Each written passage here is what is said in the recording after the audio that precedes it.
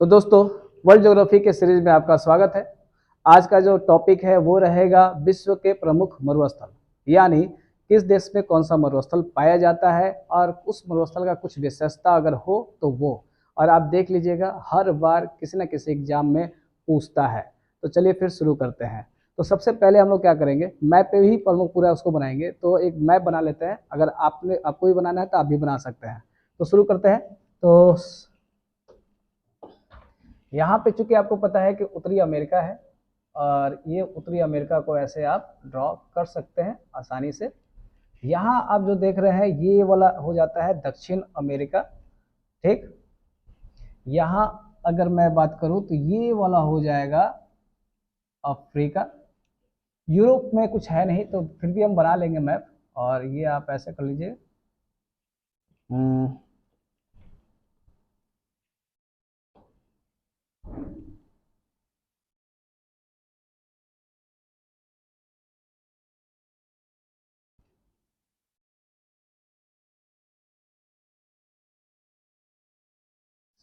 Switzerland, ये और Italy, और ये ग्रीस। और यहाँ पे थोड़ा सा मैं बना देता हूँ ऑस्ट्रेलिया। ठीक, तो आप भी बना सकते हैं, सिंपल है। तो जैसे कि आपको मैं बता दूं, ये वाला जो आप देख रहे हैं यहाँ, ये हो जाएगा उत्तरी अमेरिका।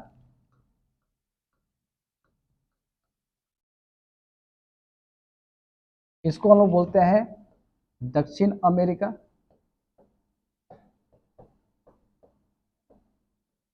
इसको बोल सकते हैं हम लोग अफ्रीका।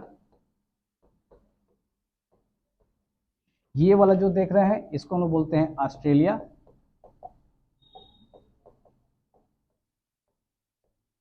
ये हो जाएगा एशिया। और एशिया को पता है ना कौन सा चोटी अलग करता है, कौन सा पर्वत श्रेणी अलग करता है? तो इराल नाम का एक पर्वत श्रेणी है जो एशिया और यूरोप को अलग करता है, और ये आपका हो जाएगा यूरोप। तो सबसे पहले खास बात आपको एक चीज़ मैं बता दूं, देखिए ज़्यादातर मरुस्थल ना आपको 30 से 40 अक्षांश के बीच में पाए जाते हैं। और इसके कारण है हवा, और साथ में आपको जलधारा, ठंडी जलधारा और गर्म जलधारा, ये आपको असर डालता है। इसके बारे में आगे बताएंगे, लेकिन आज हम लोग बात करेंगे प्रमुख कौन कौन से किस देश में है और क्या विशेषता है। तो यहाँ एक विशेषता तो पहले आप नोट कर लीजिएगा कि ये वाला, देखिए यहाँ कोई मरुस्थल नहीं है। यहाँ कोई मरुस्थल नहीं पाया जाता है।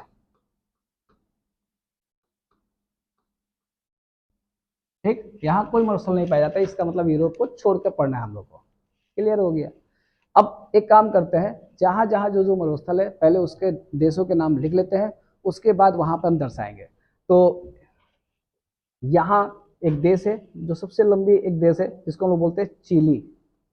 ठीक, चिली ऐसे होगा, लिख लीजिएगा। और यहाँ पे है एक देश जिसे हम लोग बोलते हैं अर्जेंटीना। ठीक, अर्जेंटीना।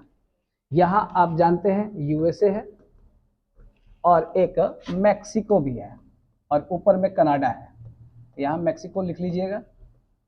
यहाँ बहुत सारे देश हैं, इसलिए बहुत सारे देशों को नहीं लिखूंगा मैं। और यहाँ एक बोत्सवाना लिख लीजिएगा।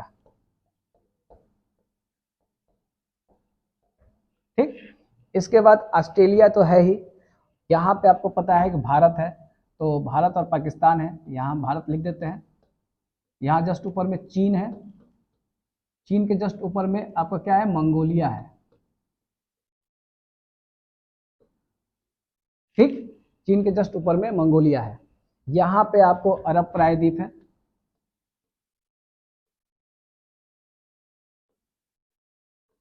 तो सबसे बड़ा प्रायद्वीप है विश्व का। यहाँ ईरान है, ईरान भी लिख लेते हैं।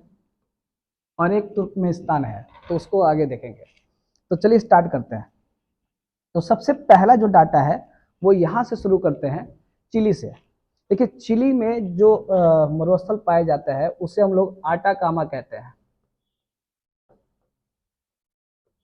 ठीक है, आटाकामा कहते हैं। देखिए आटाकामा की विशेषता क्या है, विश्व का सबसे शुष्कतम यानी ड्राई शुष्कतम स्थल अगर कहीं पाया जाता है तो वही आटाकामा में है। यहाँ एक्चुअली क्या है ना कि यहाँ पे एक जगह है, इसी में अरिका नाम का, अरिका, समझे। और यही सबसे ज्यादा शुष्क है। तो यहाँ पे विशेषता जो है लिख लेते हैं, विश्व का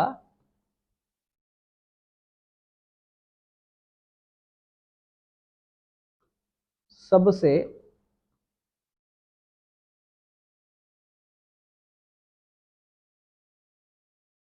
स्थल। ठीक, एक और विशेषता है जो याद करने लायक है, और वो विशेषता ये है, यहाँ पे पता क्या मिलता है, नाइट्रेट। तो ये वाला भी पॉइंट याद रख लीजिएगा, सर्वाधिक नाइट्रेट मिलता है, तो फेमस है। उसके बाद देखिए, मरुस्थल भी दो तरह के होते हैं, एक तो उष्ण होते हैं और एक थोड़ा शीतोष्ण होते हैं, यानी शीत मरुस्थल। तो इधर जो आप देख रहे हैं अर्जेंटीना वाला में, यहाँ पे जो मरुस्थल पाया जाता है वो पाया जाता है, पता कौन सा, तो शीत वाला, इसका नाम है पेंटागोनिया।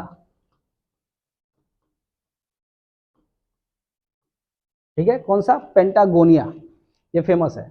अब बात करते हैं यहाँ पे, देखिए यूएसए है, यूएसए में आपको एक फेमस है जिसको बोलते हैं सोनोरन, सोनोरन, जिसका दक्षिणी भाग ना थोड़ा सा मरुस्थल जो जो है वो चला जाता है कहाँ पे, तो मेक्सिको में भी दक्षिणी भाग थोड़ा उसका। और एक और मरुस्थल है जिसको बोलते हैं मोजाबे,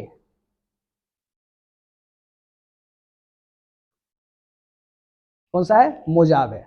तो दो मरुस्थल के नाम में आप आसानी से याद कर सकते हैं। उसके बाद हम बात करें यहाँ पे, देखिए घना है, मोरक्को है, बहुत सारे देश हैं। यहाँ एक मरुस्थल पाया जाता है जिसे हम लोग बोलते हैं सहारा।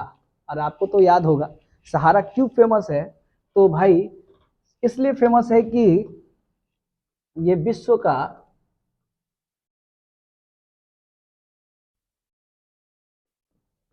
सबसे बड़ा मरुस्थल है ना। सहारा विश्व का सबसे बड़ा मरुस्थल है। इस बीच में ना आपके छोटे मोटे मरुस्थल भी आ जाते हैं, जैसे मान लीजिए कि बहुत सारे देश हैं, तो किसी देश में कुछ और नाम से जाना जाता है, किसी और नाम से जाना जाता है, तो उतना अभी जाने की जरूरत नहीं है। लेकिन एक सहारा मरुस्थल जो है वो फेमस इसलिए है क्योंकि एक और चीज खास है, यहाँ पे एक हवा चलता है जिसको बोलते हैं हरमंटन हवा, ठीक ना। एक गर्म हवा चलती है जिससे हम लोग बोलते हैं हरमंटन हवा। और हरमंटन हवा जैसी बहता ना, तो यहाँ के लोगों का त्वचा रोग ठीक हो जाता है। अब ठीक हो जाता है तो डॉक्टर कहलाने लगा, तो इसे ना डॉक्टर हवा के नाम से भी, डॉक्टर हवा के नाम से भी जानते हैं। ठीक, अब बात करते हैं आगे। यहाँ बोत्सवाना अगर आप देख रहे हैं, ये बोत्सवाना, ये फेमस इसलिए है कि यहाँ जो मरुस्थल पाया जाता है उसे हम लोग बोलते हैं कालाहारी।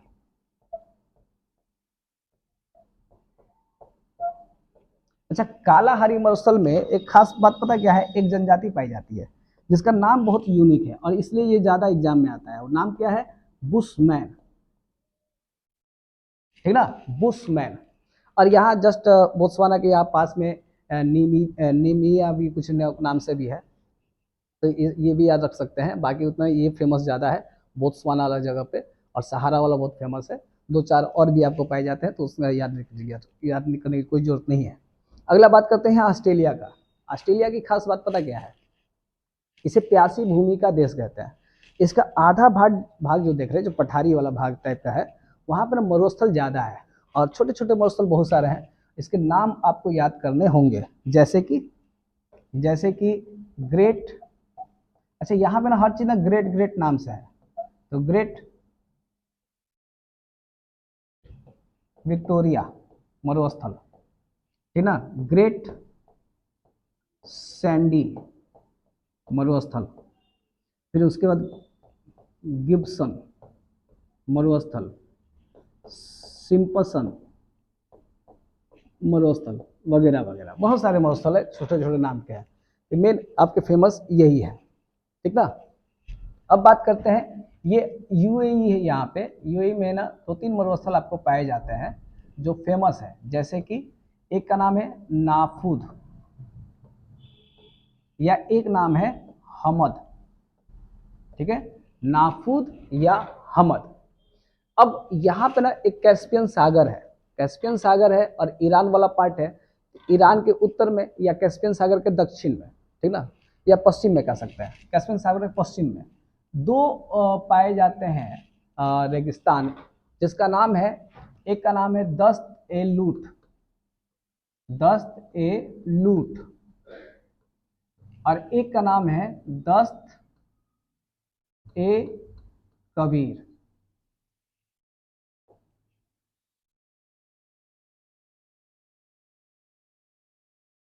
ठीक है, दस्त ए लूट और दस्त ए कबीर, तो ये आप याद रख लीजिएगा। उसके बाद अगर हम बात करें यहाँ पर, ये वाला जो देख रहे हैं ना, भारत और पाकिस्तान के बीच में, यानी भारत में भी पाया जाता है, पाकिस्तान में भी पाया जाता है, और बहुत फेमस है। और आप भाई भारत के हैं तो आप जानते हैं, थार मरुस्थल। अच्छा, थार मरुस्थल की खास बात है, सारे मरुस्थल देख रहे हैं वहाँ पे जनसंख्या ऐसी भी कम रहता है। जहाँ मरुस्थल होगा वहाँ पे जनसंख्या तो रहेगा ही नहीं। माइक है ना, चल रहा है कि नहीं चल रहा है, चेक करना पड़ता है। तो यहाँ अब बात करें ना कि यहाँ जनसंख्या घनत्व सर्वाधिक है, यानी वो मरुस्थल जहाँ जनसंख्या घनत्व क्या होगा, सर्वाधिक होगा। और वो कौन सा मरुस्थल है, तो आप कह दीजिएगा थार का मरुस्थल। ठीक, थार का मरुस्थल याद रखिएगा, समझे। अब बात करते हैं, जस्ट ऊपर जाते हैं तो चीन है, और चीन में एक पाया जाता है जो फेमस है और कितना बार बीपीएससी में आ चुका है, जिसको हम लोग बोलते हैं टाकन माकन। बीपीएससी बोले तो मतलब सभी जगह एग्जाम में आ जाता है कि टाकन माकन जो मरुस्थल है वो किस देश में है, तो आप क्या बोलिएगा, चीन में है। उसी तरह से एक मंगोलिया है, तो मंगोलिया और चीन के बॉर्डर पे एक और मरुस्थल पाया जाता है, यानी एग्जैक्ट यहाँ पर एक मरुस्थल पाया जाता है जिसे हम लोग बोलते हैं गोबी मरुस्थल। ठीक ना, गोबी मरुस्थल। और इसकी क्या विशेषता है, ये विश्व का सबसे ज्यादा सर्वाधिक शीत मरुस्थल के रूप में ये जाना जाता है। ठीक ना, तो ये सब याद रख सकते हैं, और बाकी बस इतना ही है। और यही कुछ खास विशेषता है, बस आपको याद करने होंगे कि किस देश में कौन सा मरुस्थल है। अब अगर हम बात करें एक और भी देखा जाए, तो यहीं पे एक देश है जिसको हम लोग बोल सकते हैं तुर्कमेनिस्तान।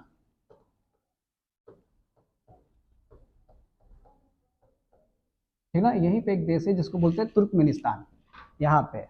और यहाँ एक मरुस्थल पाया जाता है जिसको बोलते हैं काराकुम। काराकुम मरुस्थल कहाँ पे, तो तुर्कमेनिस्तान में। ठीक, तो ये आप याद रख लीजिएगा।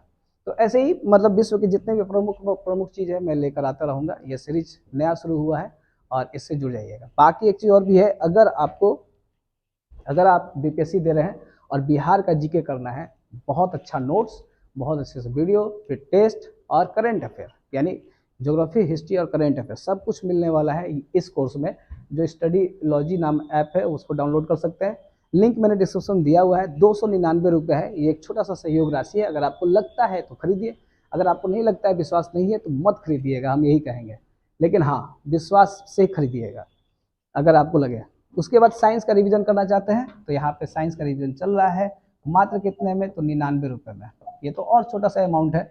ये रिवीजन आपके साइंस के लिए है, क्योंकि भाई बीपीएससी में साइंस के जो क्वेश्चन है बहुत हार्ड आते हैं, और उसी को कवर करना है, तो उसके क्वेश्चन बनाने होंगे आपको, इसीलिए।